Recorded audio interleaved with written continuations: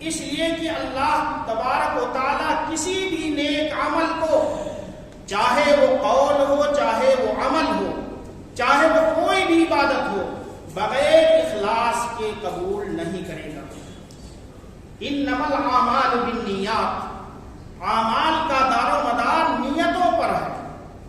وانما لکل امرئ ما نوى، ہر آدمی کے لیے وہی ہے جس کی اس نے نیت کی ہے۔ ان اللہ لا ينظر الى اجسامکم ولا الى صورکم ولکن ينظر الى قلوبکم واعمالکم۔ اللہ تبارک و تعالیٰ تمہاری شکلوں اور صورتوں اور جسموں کو نہیں دیکھتا، کون کتنا خوبصورت ہے، کون گورا ہے، کون کالا ہے، کون موٹا ہے، کون دبلا ہے۔ اللہ سبحانہ و تعالیٰ تو تمہارے دلوں کو دیکھتا ہے۔ لیکن افسوس کی بات، جو لوگ آج حج پر جاتے ہیں تو محلے پڑوس اور گاؤں اور شہر کے اچھی خاصی تعداد کو بلا کر کے، دعوتیں کر کے جشن مناتے ہیں، اور بسیں بھر بھر کر کے قافلے کی شکل میں ایئرپورٹ پہنچتے ہیں، اور بسوں پر بینر لگایا جاتا ہے، اس کی تشہیر کی جاتی ہے، فوٹو کھنچائے جاتے ہیں، لیکن یہ سارے اعمال اخلاص اور تقوی کے منافی ہیں۔ اس لیے ان تمام اعمال اور یہ تشہیر کے یہ سارے کاموں سے بچنا ضروری ہے۔ الحمدللہ نحمده ونستعینه ونستغفره ونتوکل علیہ ونعوذ باللہ من شرور انفسنا ومن سیئات اعمالنا، من يهده الله فلا مضل له ومن يضلله فلا هادي له، واشهد ان لا اله الا الله واشهد ان محمدا عبده ورسوله، اما بعد فإن خير الحديث كتاب الله وخير الهدي هدي محمد صلى الله عليه وسلم، وشر الأمور محدثاتها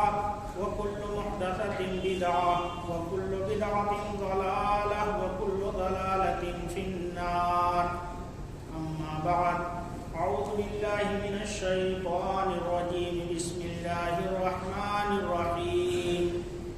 يا أيها الذين آمنوا اتقوا الله حق تقاته ولا تموتن إلا وأنتم مسلمون، يا أيها الناس اتقوا ربكم الذي خلقكم من نفس واحدة وخلق منها زوجها وبث منهما رجالا كثيرا ونساء، واتقوا الله الذي تساءلون به والأرحام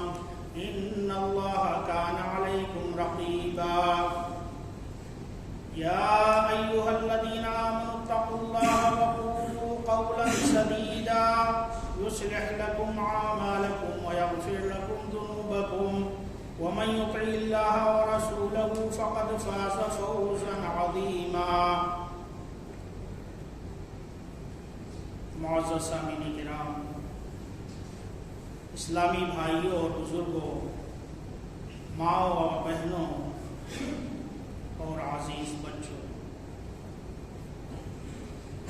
اسلام کی عمارت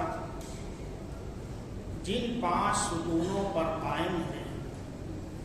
ان میں سے ایک اہم ستون حج ہے۔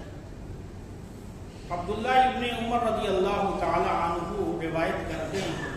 کہ رسول اللہ صلی اللہ علیہ وسلم نے ارشاد فرمایا، بنی الاسلام علی 5، شہادت اللہ الہ الا اللہ وان محمد رسول اللہ واقام الصلاۃ وایتاء الزکاۃ وصوم رمضان وحج بیت اللہ لمن استطاع الیہ سبیلا، کہ اسلام کی بنیاد 5 چیزوں پر ہے، اس بات کی گواہی دینا کہ اللہ سبحانہ و تعالیٰ کے علاوہ کوئی معبود برحق نہیں، اور محمد صلی اللہ علیہ وسلم اس کے رسول، نماز قائم کرنا، زکوٰۃ دینا اور رمضان کے روزے رکھنا اور بیت اللہ کا حج کرنا، یہ اس شخص کے لیے ہے جو بیت اللہ تک پہنچنے پر قادر ہو، بیت اللہ تک پہنچنے کی طاقت رکھے۔ تو اس روایت سے معلوم ہوتا ہے کہ ہر مسلمان مرد یا عورت جو بیت اللہ تک پہنچنے پر قادر ہو، عمر کے اندر 1 مرتبہ حج بیت اللہ کرنا اس پر فرض اور واجب ہے۔ جیسا کہ ابو ہریرہ رضی اللہ تعالیٰ عنہ بعد رسول اللہ صلی اللہ علیہ وسلم ہمیں خطاب فرماتے ہوئے فرمایا ایھا الناس قد فرض اللہ علیکم الحج فحجوا، کہ اے لوگو اللہ تبارک و تعالیٰ نے تمہارے اوپر حج کو فرض اور واجب قرار دیا ہے، لہذا تم حج کرو۔ تو ایک آدمی نے یہ سن کر کے کہا اکل عام یا رسول اللہ،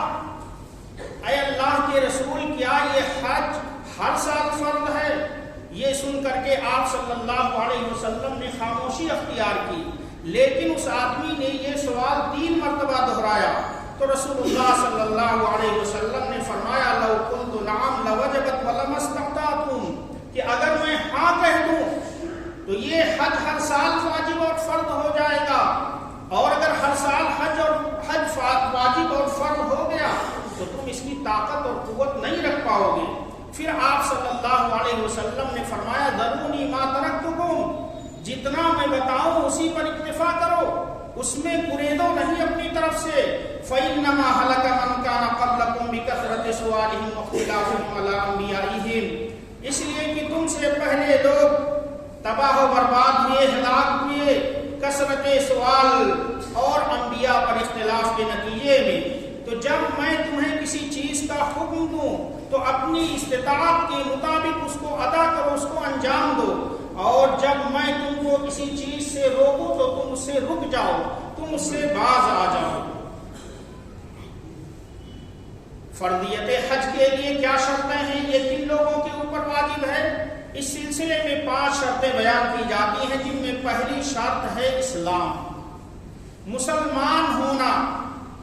اگر کوئی کافر حج کر بھی لے تو اس کا حج مقبول نہیں ہوگا، اور اسلام لے آیا بعد میں تو دوبارہ اس کے اوپر اگر وہ قادر ہوا تو حج کا فریضہ اس کے اوپر عائد ہوگا اور دوبارہ اسے حج کرنا ہوگا۔ دوسری شرط ہے عقل، یعنی مسلمان کا عاقل اور باشعور ہونا ضروری ہے، کیونکہ نابالغ بچہ یہ مکلف نہیں ہوتا، اور کیونکہ پاگل یا مجنون کو رسول اللہ صلی اللہ علیہ وسلم نے مرفوع القلم قرار دیا ہے۔ اور تیسری شرط ہے بلوغت، کہ وہ مسلمان بالغ ہو، کیونکہ نابالغ بچہ یہ شریعت کا مکلف نہیں ہوتا، لیکن اگر بچہ حج کرتا ہے تو اس کا یہ حج صحیح ہوگا۔ یہی وجہ ہے کہ ایک بار عبداللہ ابن عباس رضی اللہ تعالیٰ عنہ بیان کرتے ہیں کہ ایک عورت نے دوران حج اپنا ایک بچہ اپنے دونوں ہاتھوں میں لے کر کے اوپر اٹھایا اور رسول اللہ صلی اللہ علیہ وسلم کو مخاطب کرتے ہوئے پوچھا الہذا حج، کہ کیا اس بچے کے لیے بھی حج ہے؟ تو نبی کریم صلی اللہ علیہ وسلم نے کہا کہ ہاں ولک اجر، کہ ہاں اس کے لیے حج ہے، لیکن اجر و ثواب تمہارے لیے۔ لیکن اگر بچہ حج کرتا ہے تو حج کے فریضے کے لیے بچپن کا یہ کیا ہوا، بلوغت سے پہلے یہ کیا ہوا حج کافی نہیں ہوگا، بلکہ بالغ ہونے کے بعد اگر بچہ حج پر قادر ہوا تو دوبارہ فرض حج کے لیے دوبارہ اسے حج کرنا ہوگا، بچپن کا کیا ہوا یہ حج اس کے لیے کافی نہ ہوگا۔ اور چوتھی شرط ہے استطاعت، یعنی حج کرنے پر قادر ہو، یعنی مالی طور پر وہ حج کے اخراجات برداشت کر سکتا ہو، اور جسمانی طور پر وہ سواری پر بیٹھنے کے قابل ہو، راستہ معمون ہو، قدرت کے بعد ایام حج میں مکہ تک اس کے لیے پہنچنا ممکن ہو، جیسا کہ اللہ تبارک و تعالیٰ کا ارشاد ہے وَلِلَّهِ عَلَى النَّاسِ حِجُّ الْبَيْتِ مَنِ اسْتَطَاعَ إِلَيْهِ سَبِيلًا۔ حج بیت اللہ لوگوں پر اللہ تبارک و تعالیٰ کا حق ہے، اس شخص کے لیے جو بیت اللہ تک پہنچنے کی طاقت رکھے، قوت رکھے، اور جو اس کا انکار کرے تو بے شک اللہ سبحانہ و تعالیٰ تمام دنیا جہان والوں سے بے نیاز ہے۔ رسول پاک صلی اللہ علیہ وسلم سے سوال کیا گیا کہ اس استطاعت سے کیا مراد ہے، تو نبی کریم صلی اللہ علیہ وسلم نے فرمایا الزاد والراحلہ، کہ اس سے مراد توشہ سفر ہے، اخراجات ہیں، ہوٹل کا خرچہ ہے، کھانے پینے کے کا خرچہ ہے، اور اس کے علاوہ سواری ہو یا سواری کا کرایہ ادا کرنے پر وہ قادر ہو، تو یہ مراد ہے ذات، اور اس سے استطاعت سے مراد ذات اور راحلہ۔ لیکن اگر کوئی شخص مالی طور پر حج ادا کرنے پر قادر ہے لیکن جسمانی طور پر وہ سفر کرنے کے قابل نہیں ہے، تو ایسے شخص کے لیے لازم ہے کہ وہ ایسے شخص سے اپنی طرف سے حج کروائے جو پہلے حج کر چکا ہو۔ عبداللہ ابن عباس رضی اللہ تعالیٰ عنہ بیان کرتے ہیں کہ قبیلے خفام کی ایک عورت نبی کریم صلی اللہ علیہ وسلم کے پاس آئی اور اس نے کہا، یا رسول اللہ ان فریضۃ اللہ علی عبادہ فی الحج ادرکت ابی شیخا کبیرا، کہ حج کا فریضہ میرے باپ پر واجب ہو چکا ہے لیکن وہ بہت زیادہ بوڑھے ہیں، سواری پر بیٹھ نہیں سکتے، افاحج عنہ، تو کیا میں ان کی طرف سے حج کروں؟ تو آپ صلی اللہ علیہ وسلم نے کہا کہ ہاں۔ اسی طریقے سے عبداللہ ابن عباس ہی کی ایک دوسری روایت ہے جس میں بیان کرتے ہیں کہ نبی کریم صلی اللہ علیہ وسلم نے حج کے دوران ایک آدمی کو یہ تلبیہ پکارتے ہوئے سنا، لبیک ان شبرما، کہ شبرما کی طرف سے لبیک ہو۔ نبی کریم صلی اللہ علیہ وسلم نے پوچھا کہ یہ شبرما کون ہے؟ اس آدمی نے اپنے کسی قریبی رشتہ دار کا نام بتایا، تو نبی کریم صلی اللہ علیہ وسلم نے اس سے پوچھا کہ کیا تم نے پہلے حج کر لی ہے؟ اس آدمی نے کہا نہیں، تو نبی کریم صلی اللہ علیہ وسلم نے فرمایا، حج عن نفسک ثم حج عن شبرما، کہ پہلے اپنی طرف سے حج کی ادائیگی کرو، اس فریضے کو پہلے اپنی طرف سے ادا کرو، پھر اس کے بعد شبرما کی طرف سے حج کرنا۔ اور پانچویں شرط یہ ہے کہ اگر عورت ہے تو ان شرائط کے ساتھ ساتھ سفر حج کے لیے محرم کا ہونا ضروری ہے۔ نبی کریم صلی اللہ علیہ وسلم کا ارشاد ہے، لا یحل لامرأۃ ان تسافر ثلاثا الا ومعها ذو محرم منها، کسی بھی عورت کے لیے 3 دن سے زائد کا مسافت طے کرنا یہ اسی وقت جائز ہے جب اس کے ساتھ محرم ہو۔ اور ایک دوسری روایت میں نبی کریم صلی اللہ علیہ وسلم نے مطلق طور پر فرمایا، لا تسافر المرأة الا مع ذی محرم، کہ عورت محرم کے ساتھ ہی سفر کرے۔ جب یہ بات ایک آدمی نے سنی تو انہوں نے کہا، یا رسول اللہ ان امراتی خرجت حاجتا وانی کتبت فی غزوۃ کذا وکذا، اے اللہ کے رسول میری بیوی حج پر جانے کے لیے تیار ہے، حج کے لیے نکل رہی ہے، اور میرا نام تو فلاں فلاں غزوے میں لکھ دیا گیا ہے۔ تو نبی کریم صلی اللہ علیہ وسلم نے فرمایا، انطلق فحج مع امراتک، نبی کریم صلی اللہ علیہ وسلم نے فرمایا کہ تم جاؤ اپنی بیوی کے ساتھ حج کرو، اس کے لیے محرم کا ہونا ضروری ہے۔ تو جو شخص ان 5 شرطوں کو پورا کر لے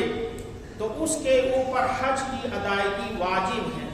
اور اسے یہ کوشش کرنی چاہیے کہ جس قدر ممکن ہو، جلدی ممکن ہو سکے، اس فریضے کی ادائیگی کر لے۔ نبی کریم صلی اللہ علیہ وسلم کا ارشاد ہے، من اراد الحج فلیتعجل فإنه قد يبلغ المريض وتضل الضالة وتعرض الحاجة، کہ وہ شخص جو حج کا ارادہ رکھتا ہے تو اس کو حج کرنے میں جلدی کرنی چاہیے۔ اس فریضے سے جتنی جلدی اپنے آپ کو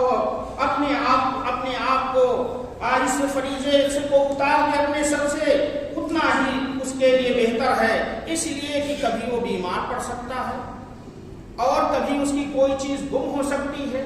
جس کے بعد ہو سکتا ہے وہ قادر بھی نہ ہو سکے،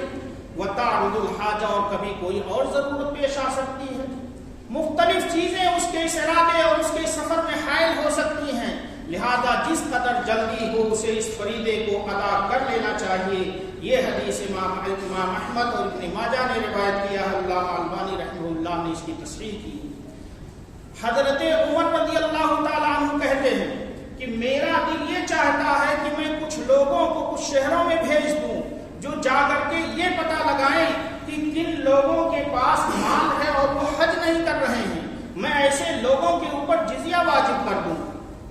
ہندوستان، پاکستان اور بنگلہ دیش وغیرہ کے مسلمانوں کے اندر یہ غلط تصور ہے کہ وہ اس فریضے کو بڑھاپے کی عمر تک مؤخر کرتے رہتے ہیں۔ جوانی میں اگر وہ اس پر قادر ہیں، سب کچھ ان کے پاس ہے، لیکن نہیں، ابھی وقت نہیں آیا ہے، ابھی جب بڑھاپا آئے گا تو حج کر لیں گے۔ تو کتنے تو ایسے ہیں جو بڑھاپے کی عمر کو پہنچنے سے پہلے اس دنیا سے رخصت ہو جاتے ہیں، اس لیے کہ موت کا وقت تو کسی کو معلوم نہیں۔ اور کتنے اگر بڑھاپے کی عمر کو پہنچ جاتے ہیں تو وہ مناسک حج کو صحیح طریقے پر ادا نہیں کر پاتے، نہ تو طواف کرنے پر وہ صحیح طریقے پر قادر ہوتے ہیں، نہ وہ ٹھیک سے صحیح کر پاتے ہیں۔ اس لیے ضروری ہے کہ آدمی جب مستقیم ہو گیا، اس کے جسم میں طاقت اور قوت ابھی باقی ہے، اسی وقت اس فریضے کو ادا کر لے۔ اور جہاں تک حج کے فضائل کی بات ہے تو نبی کریم صلی اللہ علیہ وسلم سے اس سلسلے میں بہت ساری حدیثیں وارد ہیں۔ ایک حدیث جو ابو ہریرہ رضی اللہ تعالی عنہ سے مروی ہے، اس میں نبی کریم صلی اللہ علیہ وسلم ارشاد فرماتے ہیں الحج المبرور لیس له جزاء الا الجنہ، کہ حج مبرور کا کوئی بدلہ نہیں سوائے جنت کے۔ حج مبرور کہتے ہیں اس حج کو جس حج میں اللہ کی نافرمانی کا کوئی کام نہ کیا گیا، حاجی سے کوئی گناہ سرزد نہ ہو، اور اس کی علامت اور نشانی یہ ہے کہ حاجی جب حج کر کے آئے تو پہلے کے مقابل میں زیادہ نیکیاں کرنے لگ جائے اور گناہوں کی طرف وہ ہرگز نہ بڑھے۔ اور ایک دوسری روایت ہے جس میں نبی کریم صلی اللہ علیہ وسلم بتاتے ہیں کہ حج یہ تمام گناہوں کے لیے کفارہ ہے، تمام گناہ اس سے مٹا دیے جاتے ہیں۔ عمر بن عاص رضی اللہ تعالیٰ عنہ مشہور صحابی بیان کرتے ہیں کہ جب اللہ تبارک و تعالیٰ نے میرے دل میں اسلام کی محبت ڈال دی تو میں نبی کریم صلی اللہ علیہ وسلم کی خدمت میں آیا اور کہا یا رسول اللہ آپ اپنا ہاتھ پھیلائیے، میں آپ سے بیعت کرنا چاہتا ہوں۔ جب آپ صلی اللہ علیہ وسلم نے ہاتھ پھیلایا تو میں نے اپنی ہاتھ کھینچ لی۔ نبی کریم صلی اللہ علیہ وسلم نے کہا اے عمر بن عاص تمہیں کیا ہو گیا؟ عمر بن عاص کہتے ہیں کہ اسلام لانے سے پہلے میں ایک شرط لگانا چاہتا ہوں، وہ شرط یہ ہے کہ اللہ تبارک و تعالیٰ اسلام لانے کے بعد میرے سابقہ گناہ معاف فرما دے۔ تو نبی کریم صلی اللہ علیہ وسلم نے اس موقع پر فرمایا تھا اما علمت ان الاسلام یہدم ما کان قبلہ وان الہجرۃ تہدم ما کان قبلہ وان الحج یہدم ما کان قبلہ۔ اے عمر بن عاص کیا تمہیں معلوم نہیں کہ اسلام یہ ما قبل کی گناہوں کو مٹا دیتا ہے اور یہ ہجرت سابقہ خطاؤں کو مٹا دیتی ہے اور یہ حج گزشتہ تمام گناہوں کو مٹا دیتا ہے، اس کے لیے کفارہ ہے۔ جابر رضی اللہ تعالیٰ عنہ بیان کرتے ہیں کہ نبی پاک صلی اللہ علیہ وسلم کا ارشاد ہے ادیم الحج والعمرہ فإنہما ینفیان الفقر والذنوب کما تنفی الکیر خبث الحدید، کہ تم برابر حج اور عمرہ کرتے رہو جس قدر تمہیں توفیق ملے، اس لیے کہ یہ دونوں غربت اور گناہوں کو ایسے مٹا دیتے ہیں جس طریقے سے کہ بھٹی یہ لوہے کے زنگ کو مٹا دیتی ہے، لوہے کے زنگ کو صاف کر دیتی ہے۔ اور ایک دوسری روایت سے پتہ چلتا ہے کہ ایمان اور جہاد کے بعد سب سے افضل عمل حج کرنا ہے۔ ابو ہریرہ رضی اللہ تعالیٰ عنہ بیان کرتے ہیں کہ ایک آدمی نے نبی کریم صلی اللہ علیہ وسلم سے سوال کیا، پوچھا ای الاعمال افضل یا رسول اللہ، اعمال میں سب سے افضل عمل کون سا ہے؟ تو نبی کریم صلی اللہ علیہ وسلم نے فرمایا ایمان باللہ ورسولہ، اللہ اس کے رسول پر ایمان لانا۔ پھر دوبارہ سوال ہوا ثم آئی، اس کے بعد آپ صلی اللہ علیہ وسلم نے فرمایا جہاد فی سبیل اللہ، اللہ کے راستے میں جہاد کرنا۔ پھر سوال ہوا، اس کے بعد نبی کریم صلی اللہ علیہ وسلم نے فرمایا حج مبرور، حج کو عورتوں عمر رسیدہ لوگوں کے لیے جہاد سے افضل بتایا گیا۔ عائشہ رضی اللہ تعالیٰ عنہ کہتی ہیں کہ میں نے رسول اللہ صلی اللہ علیہ وسلم سے کہا کہ میں سمجھتی ہوں کہ جہاد یہ سب سے افضل عمل ہے، تو میں جہاد نہ کروں؟ تو نبی کریم صلی اللہ علیہ وسلم نے ان کے لیے فرمایا لیکن افضل الجہاد حج مبرور، لیکن افضل جہاد یہ حج مبرور ہے۔ اسی طریقے سے ابو ہریرہ رضی اللہ تعالیٰ عنہ رسول اللہ صلی اللہ علیہ وسلم کی اس ارشاد کو نقل کرتے ہوئے کہتے ہیں کہ آپ نے فرمایا جہاد الکبیر والضعیف والمرأة الحج والعمرہ، رواہ النسائی وصححہ الالبانی، کہ عمر رسیدہ لوگوں کا جہاد کرنا، کمزور لوگوں کا جہاد کرنا اور عورتوں کا جہاد حج اور عمرہ کرنا ہے۔ ایک اور روایت میں حجاج کرام کو اللہ کا مہمان بتایا گیا ہے اور ان کی دعا اللہ تبارک و تعالیٰ قبول فرماتا ہے۔ عبداللہ ابن عمر رضی اللہ تعالیٰ عنہ راوی ہیں، کہتے ہیں الغازی فی سبیل اللہ والحاج والمعتمر وفد اللہ دعاہم فاجابوہ وسألوہ فاعطوہ، رواہ ابن ماجہ وابن حبان وصححہ الالبانی، کہ اللہ کے راستے میں جہاد کرنے والا اور حج کرنے والا، عمرہ کرنے والا، یہ سب اللہ کے مہمان ہیں۔ اللہ تبارک و تعالیٰ نے انہیں بلایا، انہیں پکارا تو اس کے راستے میں وہ چلے آئے۔ وَسَأَلُوهُ فَأَعْطُوهُمْ، لہذا انہوں نے اللہ تبارک و تعالیٰ سے جو کچھ مانگا، جو کچھ سوال کیا، اللہ تبارک و تعالیٰ نے انہیں عطا فرما دیا۔ اگر دوران حج کسی حاجی کی موت ہو جائے تو انسان سیدھا جنت میں چلا جاتا ہے۔ ابو ہریرہ رضی اللہ تعالیٰ عنہ راوی کہتے ہیں من خرج حاجا فمات كتب له اجر الحاج الى يوم القيامة ومن خرج معتمرا فمات كتب له اجر المعتمر الى يوم القيامة، کہ وہ آدمی جو حج کرنے کے ارادے سے نکلا اور دوران حج اس کی وفات ہو گئی تو اس کے لیے قیامت تک حاجی کا اجر و ثواب لکھ دیا جاتا ہے۔ اسی طریقے سے وہ شخص جو عمرہ کرنے کے ارادے سے نکلا اور دوران عمرہ اس کی موت ہو گئی تو اس کے لیے عمرہ کرنے والے کا اجر قیامت تک کے لیے لکھ دیا جاتا ہے۔ صحیح الترغیب، عبداللہ ابن عباس رضی اللہ تعالیٰ عنہ بیان کرتے ہیں کہ حجۃ الوداع کے موقع پر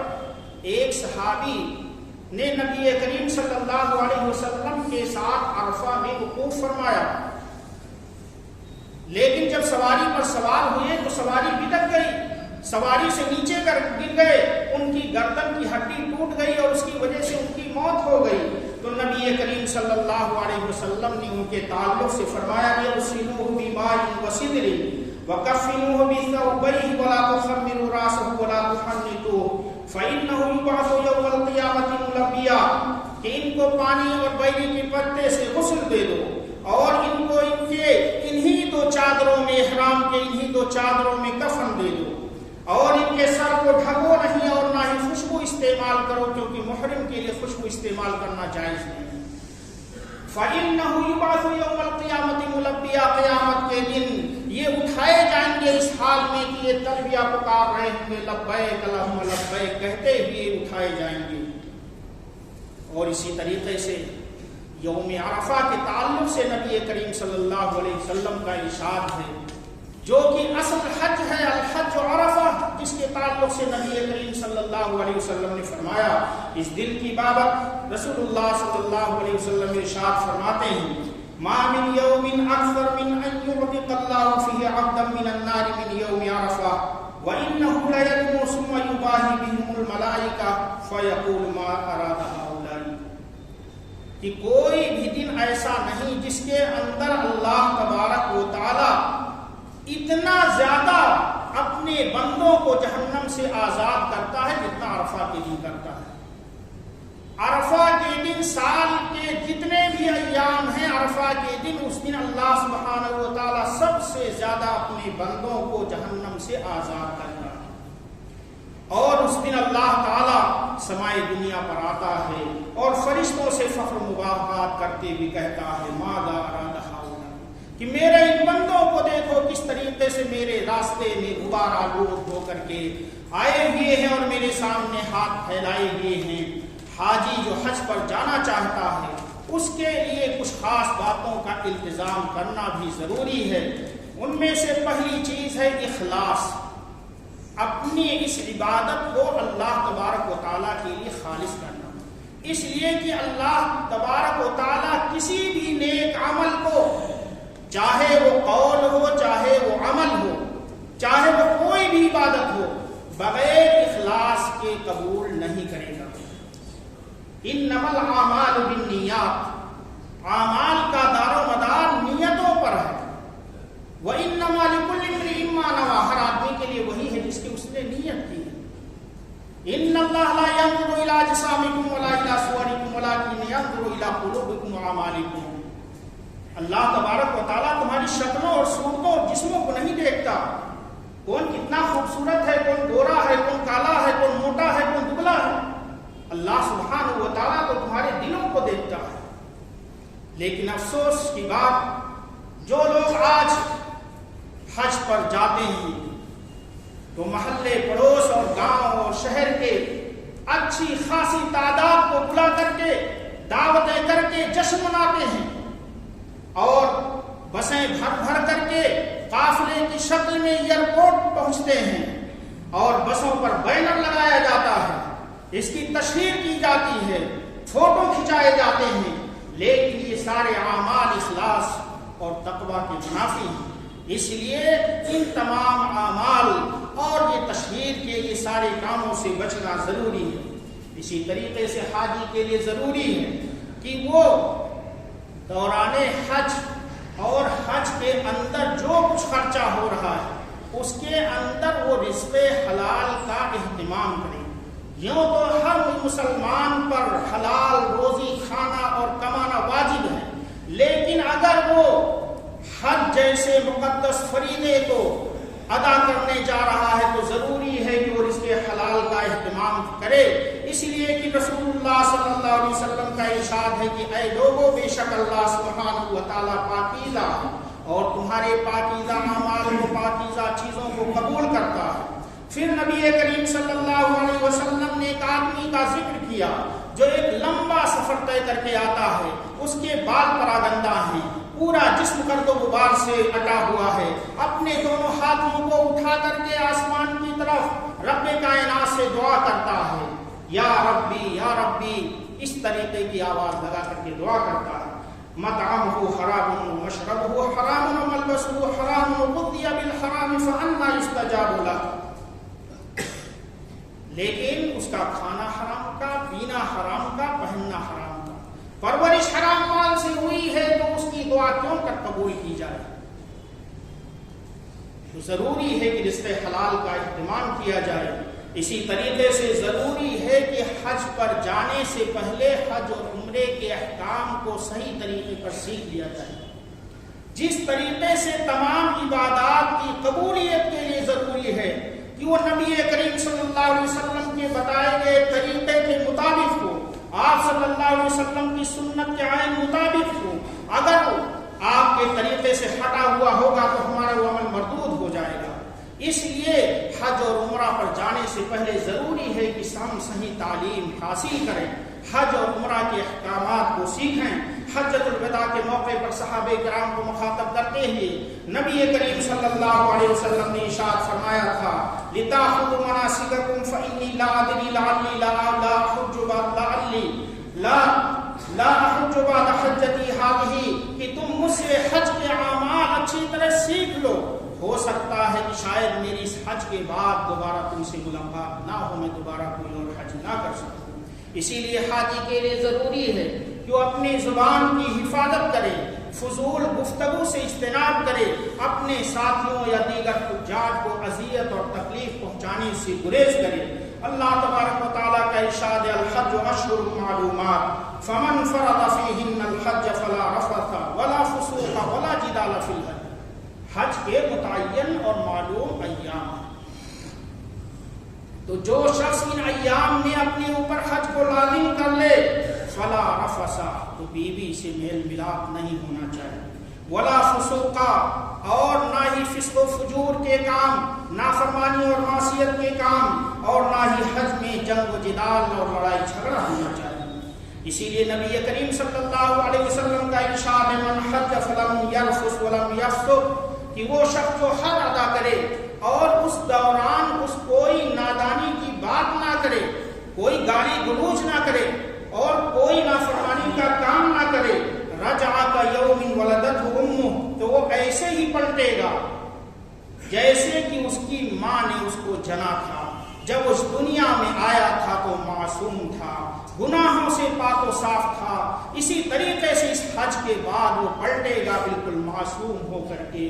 گناہوں سے دھلا ہوا ہو کر کے۔ من سلم المسلمون من لسانہ ویدہ، ایک روایت میں نبی کریم صلی اللہ علیہ وسلم فرماتے ہیں کہ اکمل المومنین وہی ہے جس کے ہاتھ اور زبان سے دیگر اور مسلمان محفوظ ہو۔ اللہ تبارک و تعالیٰ سے دعا ہے کہ اللہ ہم میں سے جو حج پر قادر ہیں، جنہیں اللہ تبارک و تعالیٰ نے استطاعت دے رکھی ہے، انہیں جلد از جلد حج کرنے کی توفیق عطا فرما، اور جن لوگوں نے حج کا ارادہ کر لیا ہے اللہ تبارک و تعالیٰ ان کے حج کو خیر و عافیت سے پورا کروائے، اور ان کے اس حج کو قبول کرے، اور جب تک ہم جئیں ایمان و اسلام کی حالت میں جئیں، اور جب ہمارا خاتمہ ہو تو لا الہ الا اللہ پڑھو۔ بارک اللہ لنا ولکم فی الآیات والذکر الحکیم، انہ تعالی جواد کریم۔